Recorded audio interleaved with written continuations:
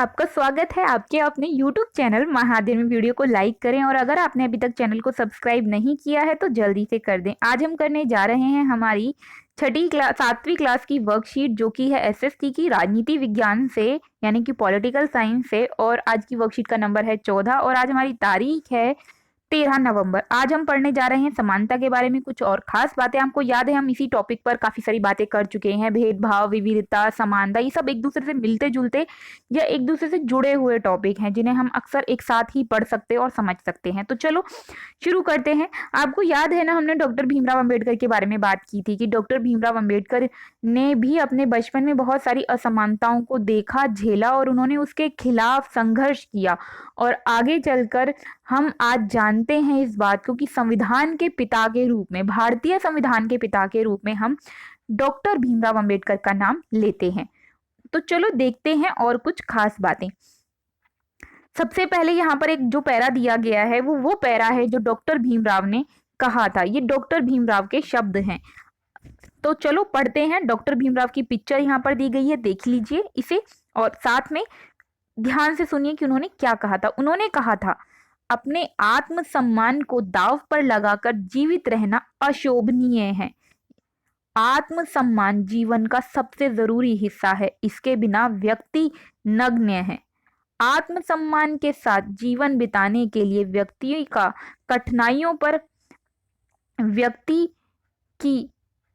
को कठिनाइयों पर विजय प्राप्त करनी होती है। केवल कठिन और निरंतर संघर्ष से ही व्यक्ति बल, विश्वास, मान्यता प्राप्त कर सकता है। मनुष्य नाशवान है। हर व्यक्ति को किसी ना किसी दिन मरना है, परंतु व्यक्ति को यह संकल्प लेना चाहिए कि वह अपने जीवन का बलिदान आत्मसम्मान के उच्च आदर्शों को विकसित करने के लिए और मानव जीवन को बेहतर बनाने के लिए करेगा। किसी साहसी व्यक्ति के लिए आत्मसम्मान रहित जीवन जीने से अधिक अशोभनीय कुछ भी नहीं। तो ये बात किसने कही है? ये बात कही है डॉक्टर भीमराव अंबेडकर ने कि एक इंसान के लिए सबसे अशोभनीय बात है अगर वो अपने जीवन को आत्मसम्मान के बिना जीता है। तो जब हमने ये पूरा पहरा पढ़ा तो इस पूरे पहरे में जो शब्द बार बार आ रहा है वो है आत्मसम्मान। आत्मसम्मान सबसे जरूरी चीज है। अगर आपके अंदर आपको दूसरों से सम्मान, समानता नहीं मिलती है और उसके बाद भी अगर आप जीवन जीने के बारे में सोचते हैं तो वो एकदम बेकार है, एकदम खराब है, एकदम गलत है। और आपको अपना आत्मसम्मान प्राप्त करने के लिए कठिन संघर्ष करना चाहिए और लगातार संघर्ष करते रहना चाहिए। तो ऐसे थे डॉक्टर भीमराव अंबेडकर, जिनकी इतनी ऊंची सोच थी और उस सोच को पूरा करने के लिए उन्होंने जीवन भर संघर्ष भी किया।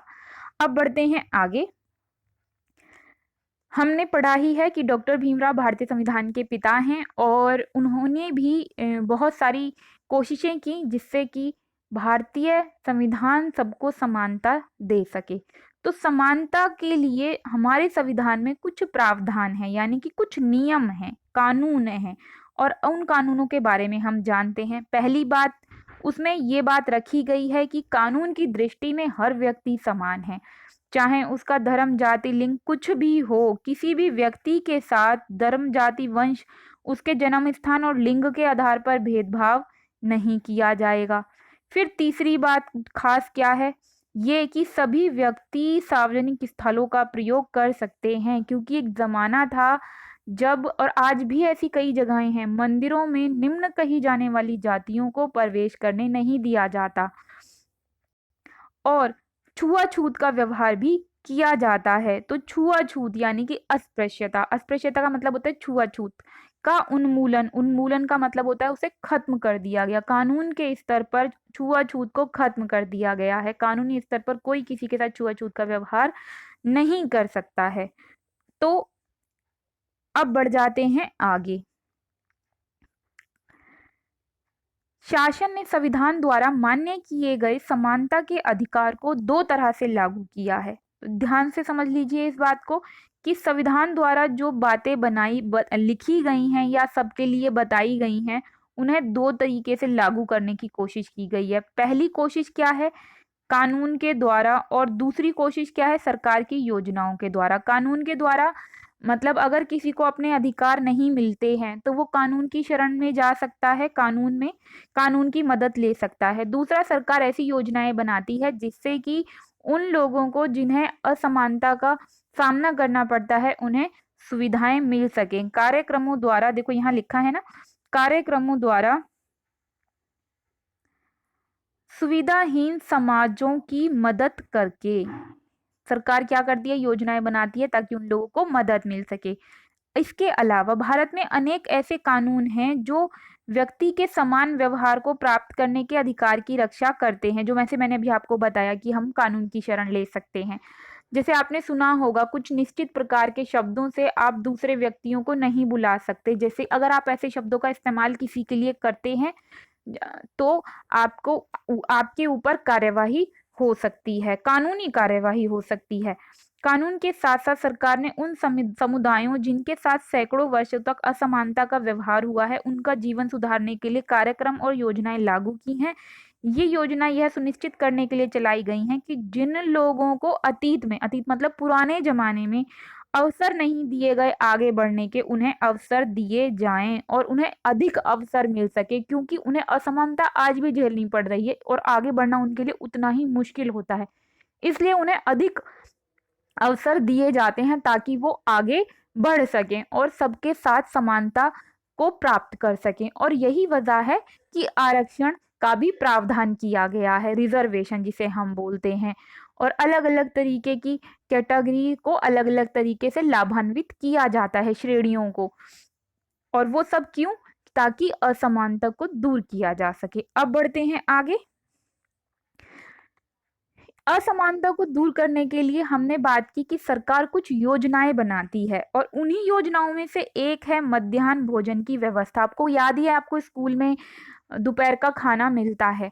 तो एक वक्त जब हम स्कूल में होते हैं और जो भोजन की व्यवस्था हमें स्कूल की तरफ से करके दी गई है या उसका लाभ हमें मिलता है, तो उस व्यवस्था को भी इन्हीं कार्यक्रमों के तहत बनाया गया था। तो चलो देखते हैं कि किस आधार पर, क्योंकि इस व्यवस्था को धर्म जाति के आधार पर नहीं बनाया गया।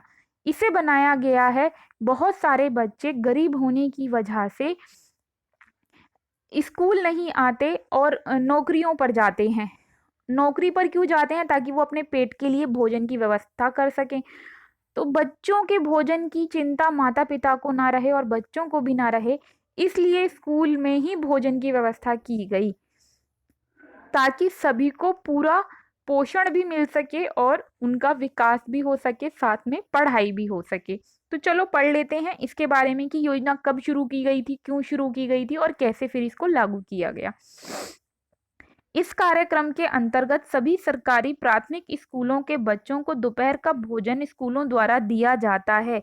यह योजना भारत में सर्वप्रथम तमिलनाडु राज्य में प्रारंभ की गई थी और वो भी 2001 में। सबसे पहले कहाँ शुरू की गई थी? तमिलनाडु में शुरू की गई थी। कब? 2001 में। उच्चतम न्यायालय यानी कि सुप्रीम कोर्ट ने राज्य सरकारों को इसे अपने स्कूल में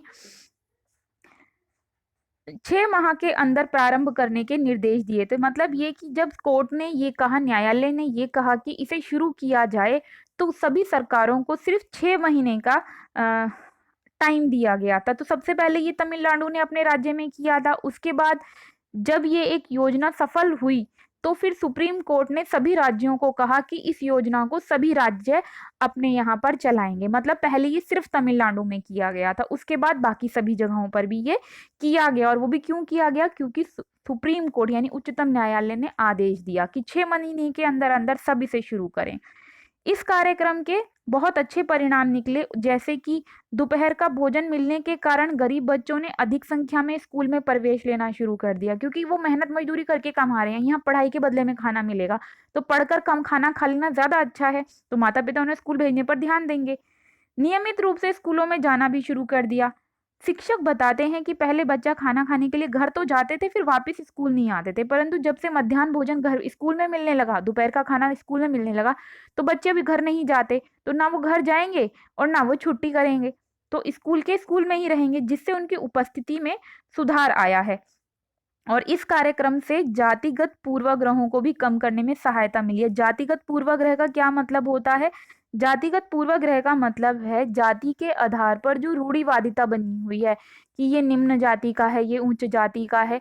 तो ये जो वो अपने समाज में रहकर सीखते हैं बच्चे, वो जब स्कूल में आते हैं, एक साथ उठते हैं, बैठते हैं, खाते हैं, पीते हैं, तो उनके अंदर से ये बात निकल जाती है और वो इस बात को समझ जाते हैं कि हम सब एक समान हैं, एक बराबर हैं, एक जैसे हैं।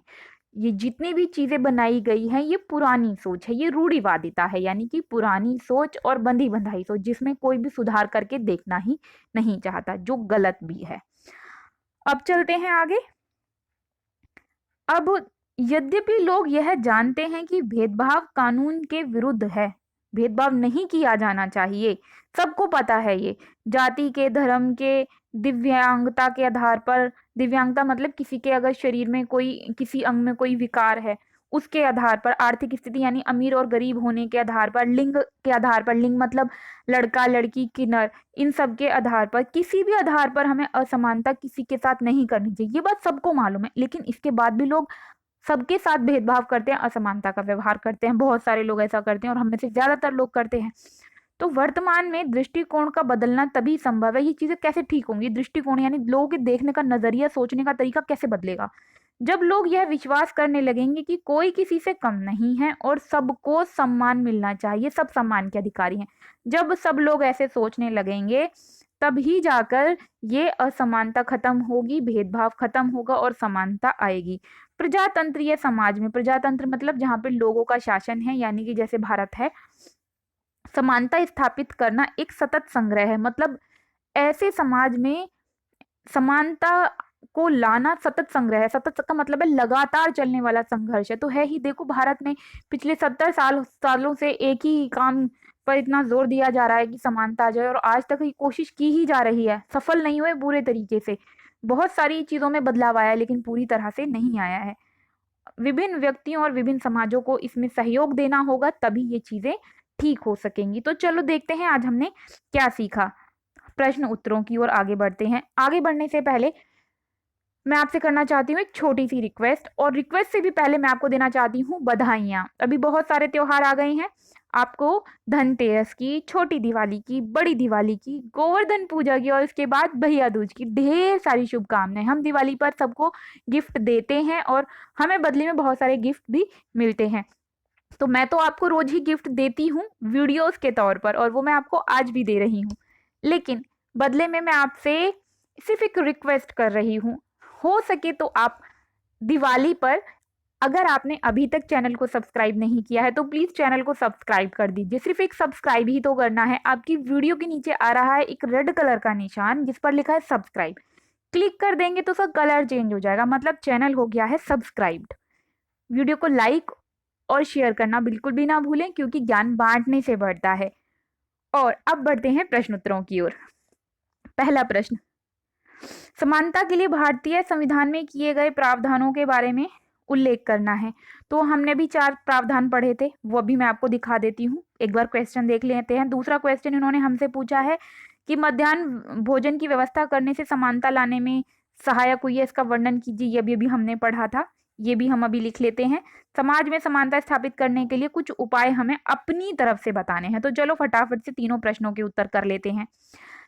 पहला प्रश्न का उत्तर है ये, कानून की दृष्टि में सभी समान हैं, किसी भी आधार पर भेदभाव की मनाही है, सभी सार्वजनिक स्थलों का उपयोग कर सकते हैं और छुआछूत को खत्म कर दिया गया है। दूसरा, दोपहर के भोजन से फायदा, सभी ज्यादा बच्चे स्कूल में आने लगे हैं और रोजाना आने लगे हैं। जो बच्चे घर जाते थे वो आते नहीं थे, जिसकी वजह से उपस्थिति अच्छी नहीं होती थी, तो अब बच्चों की स्कूल में उपस्थिति भी अच्छी हो गई है और इसकी वजह से जातिगत पूर्वाग्रह भी कम हो गए। यानी कि जाति के आधार पर जो सब लोग एक दूसरे के साथ भेदभाव करते थे और बच्चे बचपन से सीखना शुरू कर देते थे, अब उसमें फर्क आ गया है, सुधार आने लगा है। इन्होंने फिर हमसे क्या कहा था, अभी तीसरे प्रश्न में हमसे पूछा कि हमें बताना है कि असमानता को कैसे दूर कर सकते हैं। तो हमने इसका लिखा है उत्तर, इसका उत्तर ये है कि अगर शिक्षा सबको दी जाए, शिक्षा को फैलाया जाए और भेदभाव के प्रति सख्त कानून बना दिए जाए, कठोर कानून, कि जो लोग दूसरों के साथ भेदभाव करते हैं उन पे ऊपर अगर कार्यवाही होने की गुंजाइश है तो उस पर कार्यवाही की जाए और जागरूकता फैलाई जाए। तो इस तरीके से भेदभाव कम हो सकता है और ख़त्म भी हो सकता है। तो ये थी आज की अच्छी सी प्यारी सी वर्कशीट, और वीडियो को लाइक करना, चैनल को सब्सक्राइब करना प्लीज़ मत भूलिएगा, सब्सक्राइब ज़रूर कर दीजिएगा। और फिर मिलते हैं ऐसी ही प्यारी सी वीडियोज़ के साथ, तब तक के लिए स्वस्थ रहें, खुश रहें, नमस्कार और धन्यवाद।